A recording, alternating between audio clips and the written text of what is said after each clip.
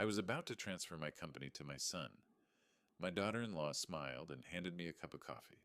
The housekeeper accidentally bumped into me and whispered, "Don't drink it. Trust me." I secretly switched cups with my daughter-in-law. 5 minutes later, she had a reaction. They thought they were so smart.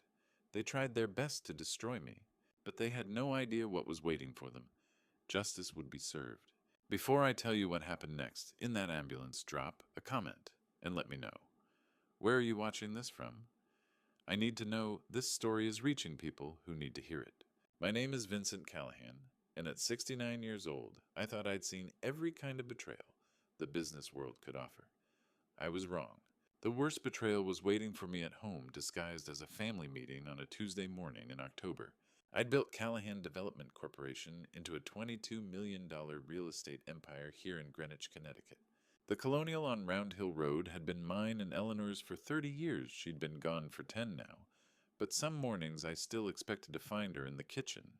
Marcus, our only child, had been working at the company for 5 years. Not exceptional, but he was family. That had to count for something. That morning, Dorothy Palmer had already brewed my coffee. She'd been our housekeeper for 20 years, quiet and efficient, but something was different today. Her hands shook as she arranged the coffee service. Her eyes kept darting toward the window. "Everything all right, Dorothy?" "Yes, Mr. Callahan. Too tight, too controlled," Marcus had called the night before. "Dad, we need to discuss the succession plan. It's time." He was 42, married to Lillian Sharp, with a chemistry background from some pharmaceutical company. She'd joined us as marketing director 2 years ago. They arrived at 10 sharp. Marcus in an expensive suit, Lillian carrying pastries and an insulated carrier with 3 coffee cups. "Morning, Dad." Marcus kissed my cheek, perfunctory like always. "Lillian brought your favorite. Dark roast from that new place on Newbury Street." Odd. Dorothy's coffee was already prepared in my favorite blue porcelain cup. But Lillian was setting out the new cups, smiling, that practiced smile. "You're so thoughtful," I said, accepting the cup. It smelled different, slightly bitter. We settled into my study. Marcus spread paperwork across the desk. "We need you to sign these today, Dad. Just formalities." I reached for my coffee. Lillian watched with an intensity that should have registered as wrong. That's when Dorothy appeared beside my chair, carrying a tray of papers. She stumbled clumsy in a way I'd never seen. The tray clattered, papers scattered. Her mouth was suddenly at my ear. "Don't drink it, sir," she whispered. "Please, just trust me." Her hand knocked my arm. Coffee spilled across the mahogany desk. Marcus cursed. Dorothy apologized profusely, knocking over more things. In the chaos, Lillian grabbed one of the cups, I couldn't tell which anymore, and took a long drink. "God, Dorothy," Lillian snapped. "I'm so sorry, Mrs. Callahan." But Dorothy was looking at me, not Lillian. Her eyes held relief. 5 minutes of cleanup. Marcus irritated about ruined documents. Lillian dabbing at coffee stains on her blazer. Dorothy's warning echoed in my head. "Don't drink it. Trust me." Then Lillian went pale. It happened fast. One moment complaining about dry cleaning. The next swaying in her chair. "I feel strange. Honey?" Marcus moved toward her. "What's wrong? Dizzy. Everything's spinning." She tried to stand. Her legs buckled. She collapsed, and I saw it. The tremor in her hands, sweat on her forehead. Pupils contracted to pinpoints. "Call 911." Marcus already had his phone out, but his voice sounded rehearsed. "Yes, my wife. She's collapsed." Lillian's body went rigid. She convulsed back, arching, coffee cup shattering. Dorothy moved fast, turning her on her side. I knelt beside them, my brain trying to process. Food poisoning. Stroke, but Dorothy's warning kept echoing. "Don't drink it. That coffee. The one I was supposed to drink. The one Lillian had grabbed by mistake." The ambulance arrived 6 minutes later. Paramedics worked fast questions IV stretcher. They wheeled Lillian toward the door. I watched Marcus's face when he thought no one was looking. I'd spent 42 years learning to read people. It was how I'd built an empire. What I saw wasn't fear for his dying wife. It was calculation. The paramedics worked fast, but all I could focus on was Marcus across from me, phone pressed to his ear, voice cracking in exactly the right places. "I don't know what happened," he was saying. "She just collapsed." But I kept hearing Dorothy's whisper. "Don't drink it, sir." Greenwich Hospital's emergency entrance was 3 miles from home. The automatic doors opened with a hiss. They wheeled Lillian straight into a trauma bay. A doctor appeared, late 40s, dark hair pulled back. Her badge read, Dr. Judith Martin, Emergency Medicine. What happened? She asked. Marcus started talking. Coffee collapse convulsions. He was good at this. 42 years, and I'd never realized what a skilled performer my son was.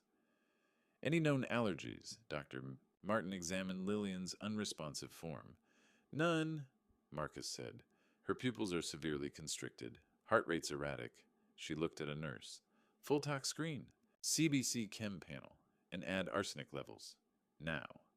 Arsenic. Arsenic. Marcus's surprise sounded genuine. Covering bases. But Dr. Martin's expression told me she already knew. She turned to me. You were there when this happened? We were having coffee in my study. My housekeeper spilled it. There was confusion. Lillian drank from one of the cups. Which cup was meant for you, Mr. Callahan? The question landed like a fist. I don't know. It happened so fast. I'm ordering blood work for you, too. If that coffee was intended for you. She didn't finish. A police officer arrived while they drew my blood. Officer Rodriguez. Mandatory reporting, Dr. Martin explained. Suspected poisoning required law enforcement notification. Marcus shifted in his chair. Poisoning, that's insane. Nobody answered him. The results came back 90 minutes later. Dr. Martin returned with a tablet and an expression that told me everything. Your daughter-in-law has acute arsenic poisoning. Lethal dose. She's critical. My hands stayed steady. Business training. Never show weakness. And me? You have chronic arsenic exposure, Mr. Callahan. Consistent low-dose poisoning over approximately 3 months. We're starting chelation therapy immediately. 3 months? July, August, September. The fatigue I'd blamed on age. The nausea I'd attributed to stress. The confusion during board meetings. Someone had been killing me slowly. Today was supposed to be the day it finally worked. Who has access to your food and beverages? Dr. Martin asked. My son, his wife, my housekeeper. The detective will want to speak with all of them. Through the consultation room window, I could see Marcus in the hallway, phone out, fingers moving fast across the screen. Texting someone. Destroying evidence, maybe. I'd taught him everything about business. How to read a balance sheet. Negotiate a contract spot. Weakness. But I'd also taught him without meaning to how to hide what you really felt. How to perform. He looked up. Our eyes met through the glass. For just a second, his mask slipped. Not guilt. Not fear. Just that same calculation. Like he was solving a problem. Planning his next move. My son. The boy I'd raised. The man I'd built a legacy for. I'd been a businessman for 40 years. I'd survived market crashes, hostile takeovers, recessions. I knew the difference between bad luck and deliberate sabotage. This wasn't an accident. This was murder. Premeditated, methodical, patient. And watching my son throw that pane of glass in Greenwich Hospital's emergency wing, one thought kept echoing through my mind: I was supposed to be dead. I found Dorothy the next morning in the hospital chapel. Alone in the last pew, rosary beads in her hands, tears streaming down her face. She looked up when my footsteps echoed on stone. Mr. Callahan, I'm so sorry. I sat beside her. The chapel smelled of furniture polish and old hymn books, scents that meant Eleanor. Sunday mornings, a life that felt impossibly distant. You saved my life, Dorothy. I should have told you sooner. Her hands shook. I saw her 6 weeks ago, Mrs. Lillian, in the kitchen before breakfast. She had a vial, clear liquid. Put drops in your coffee, stirred. It walked away like nothing happened. She pulled a small spiral notebook from her purse. Inside, 3 months of careful handwriting. Dates, times, observations. July 15th. Mr. C complained of nausea. Mrs. L in kitchen alone at 6:30 a.m. August 3rd. Mr. C dizzy during phone call. Coffee prepared by Mrs. L. September 10th. Mr. C confused in board meeting. Mrs. L made coffee that morning. You kept getting sicker, Dorothy said. Only on days when she was here early, when she insisted on helping with breakfast. Her phone showed photos blurry but clear enough. Lillian at my kitchen counter, small vial in hand. Another Lillian's purse-open vial, visible inside. I recorded them talking too, my phone in my apron pocket. The sound's terrible, but you can hear. She played audio, muffled distant like listening underwater, but I could make out voices. Marcus and Lillian somewhere in my house. The final dose? Lillian's voice. When he signs the company over? Marcus. Another recording from a week ago. Symptoms are perfect. Just need him to trust us one more time. I sat in that chapel pew, listening to my son plot my murder. Why didn't you tell me? I asked. You loved him so much. You were so proud. I was afraid you wouldn't believe me, that you'd fire me and then I couldn't protect you anymore. Her voice broke. 20 years ago, my daughter needed surgery. Neuroblastoma. Stage 3. Insurance wouldn't cover experimental treatment. You paid everything. $400,000. You saved her life. She looked at me with red-rimmed eyes. I couldn't let them kill you. I owed you my child's life. You didn't owe me anything. I owed you everything. The chapel door opened. A woman in her early 50s, practical suit badge on belt. Vincent Callahan. I'm Detective Karen Bradford, Greenwich PD. Dr. Martin said you might be here. We moved to a consultation room. Bradford recorded everything. Dorothy showed the notebook photos, played the audio. Her hands shook the entire time. Mrs. Palmer, why didn't you report this earlier? I was scared. Mr. Marcus threatened to fire me twice last month. Said I was too nosy. I thought if I accused them without proof. But you gathered proof. I had to. Bradford studied the evidence. Listened to the recordings 3 times. Finally looked at me. Mr. Callahan, based on this evidence, your son may be involved in conspiracy to commit murder. We'll need search warrants for your home, your son's residence, his office. She paused. Is there anything else you haven't told us? I thought about the cameras. The ones I'd installed 3 weeks ago when my businessman's instincts told me something was wrong. The cameras that had captured everything. Not yet, I said. Bradford's eyes narrowed. She knew I was holding something back. When you're ready, we'll need to know everything. That afternoon, I made a decision. Detective Bradford needed to know everything. I installed hidden security cameras 3 weeks ago, I said. We were back in the consultation room. Bradford's pen stopped mid-note. You what? Professional surveillance. Video and audio. My study and living room. Why didn't you mention this yesterday? I needed to be sure I could trust you. I'd called my lawyer, knew where I stood legally. I'm telling you now. Why cameras at all? Marcus pushed too hard for this meeting. Called 3 times in 1 week. Lillian's concern about my health felt rehearsed. I paused. I've read people for 40 years, Detective. My instincts said something was wrong. I wanted proof I was just being paranoid. And were you? No. 2 hours later, we reviewed footage on a laptop. Timestamped 2 weeks before the incident. My study. Marcus and Lillian alone. Lillian held up a vial. This is the final dose. You're sure about the amount? Marcus asked. It'll cause cardiac arrest within hours. By the time anyone tests for arsenic, it'll be too late. And it won't be traced. Oh, arsenic mimics heart failure perfectly. The coroner will see exactly what we want. She smiled. Cold. Clinical. Once he signs the company over, we do it that morning. Then it's ours. $22 million plus the insurance. More footage. Days of planning. Dosage calculations. Alibis. Marcus talking about selling the company immediately, moving somewhere warm. Lillian researching countries without extradition treaties. When the last clip finished, I sat back. I watched this every night for 2 weeks. Kept hoping he'd change his mind. That my son would remember honor, loyalty. My voice cracked. He never did. Why didn't you confront them? Because I needed proof. And because I loved him too much to believe it. Until I had no choice. Bradford made calls. Got warrants. The searches happened the next morning. They found the arsenic vial in Lillian's office desk, hidden in a locked drawer. Financial forensics traced $500,000 moved from company accounts to Marcus's personal accounts over 8 months. Small transfers carefully structured to avoid flags. Then the insurance policies. $7 million on my life. Marcus as beneficiary. Taken out 8 months ago when the embezzlement started. When Lillian began asking about my health, my stress, my diet, Bradford called that evening. We're bringing them both in tomorrow. The evidence is overwhelming. What about Lillian? We'll question her when she's stable. She paused. Mr. Callahan, does your current will leave everything to Marcus? I looked out my hotel window. I'd checked out of the house. Couldn't sleep there anymore. Not anymore. I changed it 2 weeks ago. The day after I saw that footage. Changed it how, if Marcus betrays me, he inherits nothing. Everything goes to a foundation for elder abuse prevention. Bradford was quiet. So your son tried to murder you for an inheritance he'd never receive? Yes. Does he know? Not yet. I smiled without humor. But he will. Day 4. My lawyer slid a document across the table to Detective Bradford. The codicil is dated 2 weeks before the incident, he said.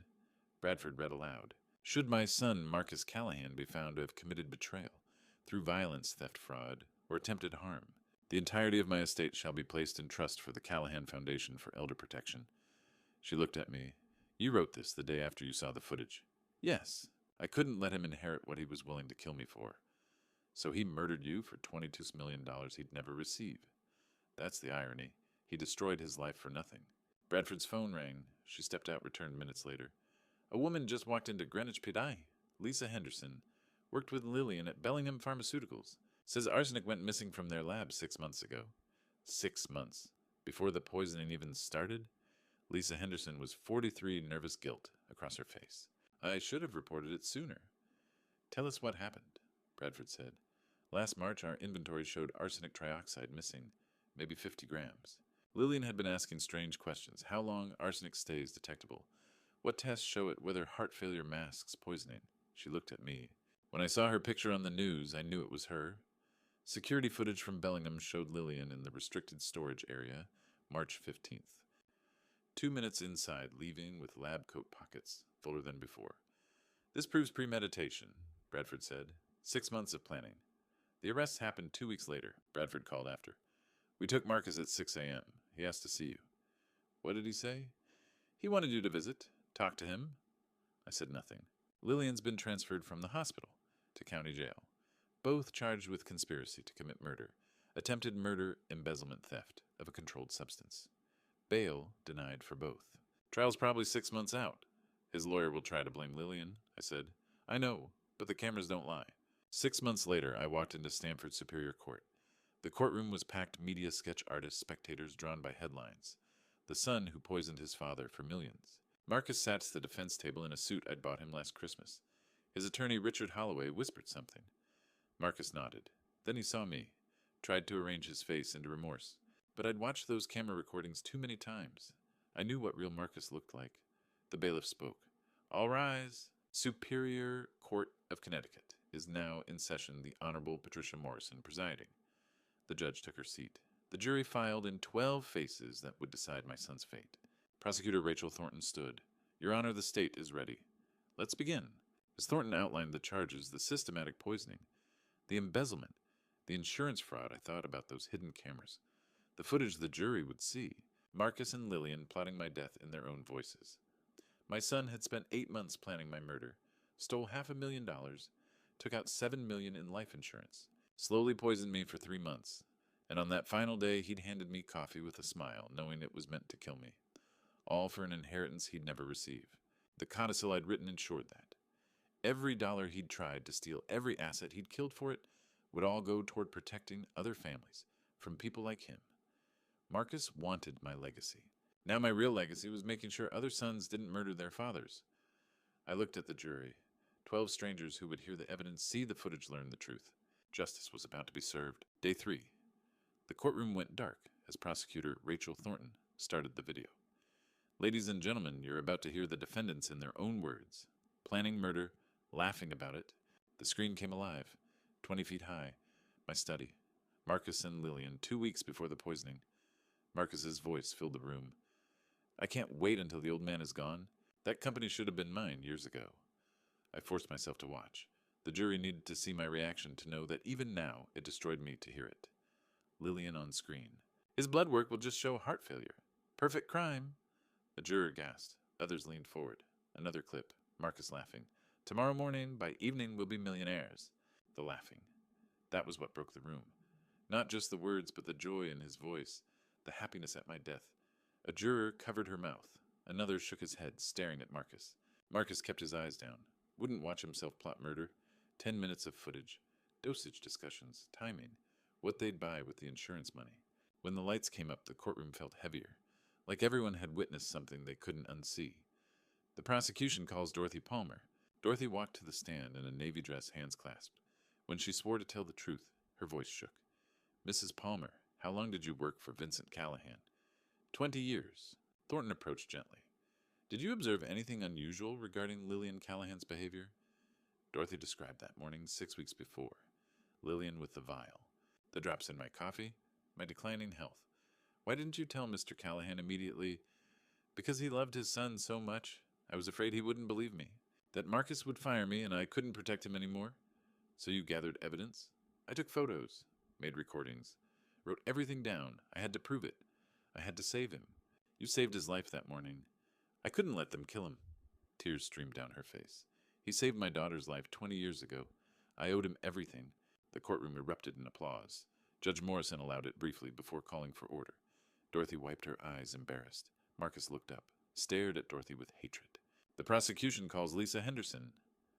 Lisa took the stand, explained about Bellingham Pharmaceuticals, missing arsenic last March. Lillian's questions about detection methods, poisoning symptoms. You saw the security footage. Yes, Lillian in restricted storage. Her lab coat pockets were full when she left. What did you think when you saw the news? I knew I should have spoken up sooner. More witnesses. A financial analyst traced the embezzlement, $500,000 over 8 months. An insurance investigator found the policy's $7 million Marcus as beneficiary, each piece built on the last. Systematic. Methodical. 8 months of planning, stealing, poisoning. The prosecution rests, Your Honor. Judge Morrison turned to the defense. Mr. Holloway? Richard Holloway stood. Expensive suit, practiced confidence. Your Honor, the defense will show that Marcus Callahan was manipulated by a woman with expertise in chemistry and psychology, that he was another victim of Lillian Callahan's scheme. I watched the jury. They'd just watched Marcus laugh about my death, heard him say the company should have been his, listened to him plan how to spend the inheritance. Holloway was going to blame everything on Lillian, paint Marcus as weak, manipulated, afraid. But the cameras didn't lie, and the jury had seen the truth. Holloway stood before the jury, voice earnest. Marcus Callahan is not a monster. He's a man who fell under the influence of a sophisticated manipulator, a woman with expertise in chemistry psychology, someone who knew exactly how to control him. He was afraid to refuse her, afraid of what she might do. Prosecutor Thornton rose for rebuttal, didn't raise her voice, didn't need to. The defense wants you to believe Marcus Callahan was a victim. Let me show you what a victim sounds like. She played the footage again, just one clip. Marcus's face filling the screen. I can't wait until the old man is gone. Thornton paused it. Does that sound like fear, like someone being forced? She played another. That company should have been mine years ago. Does that sound like manipulation or entitlement? She let the silence hold. Ladies and gentlemen, the cameras show us the truth. Marcus Callahan wasn't manipulated. He was eager. He was willing. He was greedy. And the only thing he regrets is that he got caught. The jury's faces said everything. Then came my turn. I walked to the witness stand, swore to tell the truth, looked at the jury, 12 strangers who would decide my son's fate. My name is Vincent Callahan. Marcus is my only child. My voice stayed steady. Business training. But my hands shook. I raised him to value honor, integrity, family loyalty. Somewhere along the way I failed. I don't know when. I don't know how. But I failed. I paused, looked at Marcus. He was staring at the table. The poison wasn't the worst part. It was watching him smile at me every day while he planned my murder. Sitting across from him at breakfast, discussing the business, believing we were building something together, and all the while he was killing me. Slowly, deliberately. My voice cracked. I installed those cameras hoping I was wrong, praying my son would remember the values I tried to teach him, that he'd choose love over money. I swallowed hard. He chose money, every single time. I turned to face Marcus directly. He finally looked up. Marcus, you didn't just try to kill my body. You killed the father who loved you. That man is gone. He died the moment I saw that footage. And he's never coming back. The courtroom was silent. I returned to my seat. Felt every year of my 69 years in that walk. The jury deliberated for 6 hours. When they returned, their faces told me everything before the 4 women spoke. On the charge of conspiracy to commit murder, in the first degree, we find the defendant, Marcus Callahan, guilty. Marcus's shoulders sagged. On the charge of attempted murder in the first degree, guilty. On the charge of embezzlement, guilty. For Lillian the same. Guilty, guilty, guilty. Judge Morrison's voice was formal, final. Marcus Callahan, Lillian Callahan, you have been found guilty on all counts. It is the judgment of this court that you be sentenced to life imprisonment, without the possibility of parole. Life without parole. My son would die in prison. They put him in handcuffs, led him toward the door. He looked back at me once, just once. I waited for something. Remorse, sorrow, some recognition of what he'd destroyed. But all I saw was rage. Not guilt over what he'd done, just fury that his plan had failed. My son was gone. He'd been gone long before Dorothy spilled that coffee. 3 weeks after the verdict, my lawyer executed the will Marcus had tried to kill me for. All assets of the Callahan estate, the $22 million development company, the Greenwich property, the investment portfolios, the commercial real estate holdings transferred into an irrevocable trust, the Callahan Foundation for Elder Protection. Marcus got nothing. When the prison chaplain informed him, they said he destroyed his cell, threw his cot against the bars, screamed until guards restrained him. They put him in solitary confinement for 72 hours. The chaplain visited me a week later. Professional courtesy, he said. He thought I should know that Marcus, sitting alone in that empty cell, had whispered to himself, "I killed him for nothing." There would be no redemption arc for my son. Lillian filed an appeal in June. The Connecticut Supreme Court denied it without comment. She remains in maximum security at York Correctional Institution, serving life without possibility of parole. I sold the Greenwich house in early May. Too many ghosts, I told the realtor. She nodded, understanding more than I'd said. Everyone in Greenwich knew the story by then. The poison, the housekeeper, the hidden cameras, the son who'd chosen murder over love. I established the foundation's headquarters in downtown Stamford, 3,000 square feet of modern office space, with accessible design, warm lighting, and a mission wall displaying our core values. Not a mansion, a workspace, a place where survivors could walk through the door and feel safe. Our mission was straightforward: protect elderly Americans from abuse, financial exploitation, physical harm, emotional manipulation, neglect, especially when the abuser was family. We offered legal aid, investigative support, emergency safe housing, counseling services, and advocacy. Dorothy Palmer became our executive director. The woman who'd served me coffee and toast for 20 years now led a staff of 9 professionals, 3 attorneys, 2 social workers, 2 investigators, an office manager, and a community outreach coordinator. She'd saved my life by spilling a cup of poisoned coffee. Now she was building systems to save hundreds more. The transformation was remarkable. Dorothy, who'd once deferred to everyone, now commanded conference rooms. She negotiated with prosecutors, challenged defense attorneys, spoke at community forums. Her voice, soft but unshakable, carried the weight of someone who'd faced evil and refused to look away. James Mitchell called 2 weeks after the verdict. We'd been roommates at Yale 47 years ago, business partners for 15, and friends through every season of life. He'd attended Eleanor's funeral. He'd been at our company's 25th anniversary, and when Marcus graduated business school, James had been there too proud as any uncle. "I heard what you're doing, Vince," he said. I won in. He joined our board of directors and donated $100,000 to our startup fund. "You know what I've learned," James said at our first board meeting, looking around the table at Dorothy, our lead attorney, Sarah Brown, and our financial director, Michael Torres. "Family isn't who you're born to.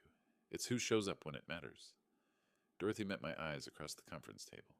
A slight smile, an understanding that needed no words.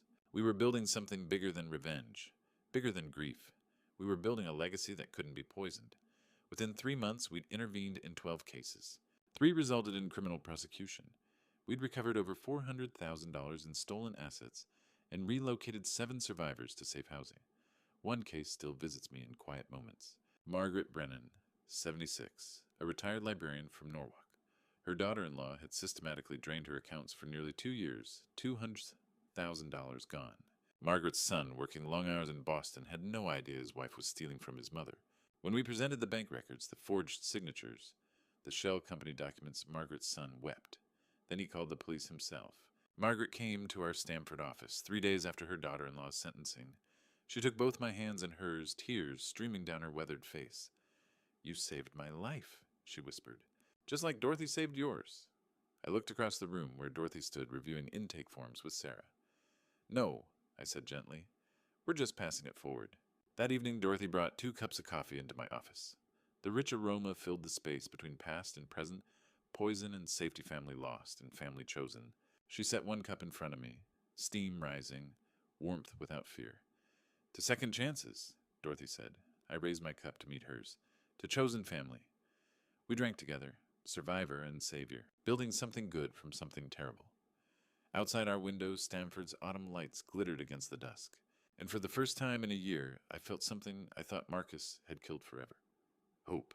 18 months after the verdict, I stood in our foundation's downtown Stamford office, watching the sunrise paint gold across Long Island Sound. The Callahan Foundation for Elder Protection had helped 83 families in its first year. We'd recovered over $3 million in stolen assets. We'd seen 7 adult children convicted of financial exploitation. Dorothy had testified before the Connecticut State Legislature twice, helping pass stronger elder abuse reporting laws. Last month, 60 Minutes featured her story, The Housekeeper Who Saved a CEO's Life, aired to 12 million viewers. Speaking requests poured in from across the country. I watched her now through my office window, leading our monthly support group in the conference room. 12 elderly survivors sharing their stories, finding their voices again.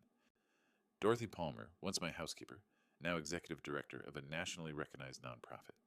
Time magazine had just named her to their 100 most influential people in healthcare. She'd transformed her quiet courage into a movement. Morning, Vince? I turned. James Mitchell stood in my doorway, 2 coffees in hand. My old college roommate visited every Thursday now. We'd have coffee review cases talk about everything except business. Real friendship, the kind that doesn't keep score. Marcus sent another letter, James said, carefully setting my coffee down. The 9th one in 18 months. All unopened, stacked in my desk drawer. Still not ready, I said. James nodded. He understood. Some betrayals don't heal with time. They just become scars you learn to live with. My phone buzzed. A text from our social worker, Miguel Santos' new referral. 82-year-old man's son pressuring him to sell house. Strange financial activity? Feels familiar. It always did. Another case, James asked. Always another case. I picked up my coffee, Dorothy's special blend made with care every morning. Safe, warm. A daily reminder that some people choose loyalty over convenience. Dorothy knocked and entered reading glasses perched on her nose, iPad in hand.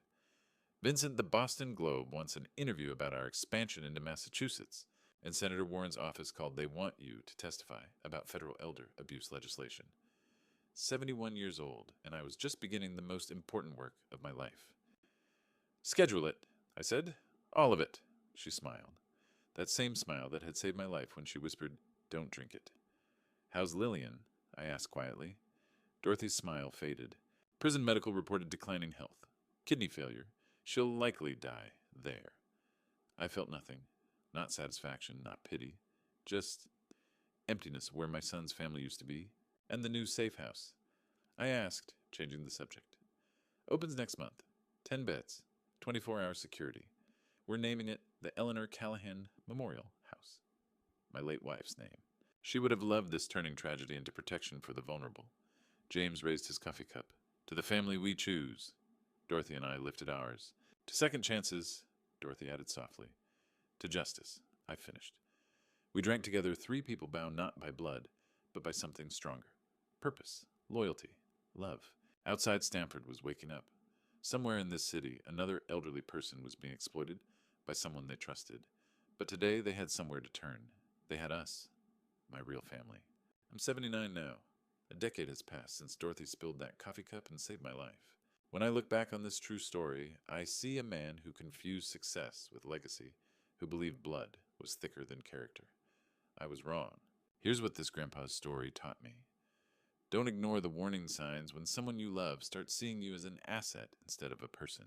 Don't wait until poison is in your cup to ask hard questions. And don't ever confuse loyalty with biology. I thank God every morning that Dorothy had the courage to act when I was blind to the truth. I thank God that He put someone in my path who valued integrity over comfort. And I thank God that He gave me a second chance to build something that matters not, a company worth millions, but a foundation that protects the vulnerable. The Callahan Foundation has now helped over 300 families. Dorothy was recently named Time Magazine's Person of the Year for Elder Advocacy. Marcus writes me letters from prison. I don't open them. This is a true story that still feels impossible, a grandpa story I never imagined telling. But if sharing this true story protects even one elderly parent from their own child's greed, then perhaps the betrayal had purpose. Real family isn't born, it's built. Choose people who choose you back. If this story moved, you please leave a comment below sharing your thoughts. Subscribe to this channel so you never miss another grandpa story that matters. And if you know an elderly person who might be at risk, please share this video. It could save a life the way Dorothy saved mine. God bless you all. And remember, trust, but verify.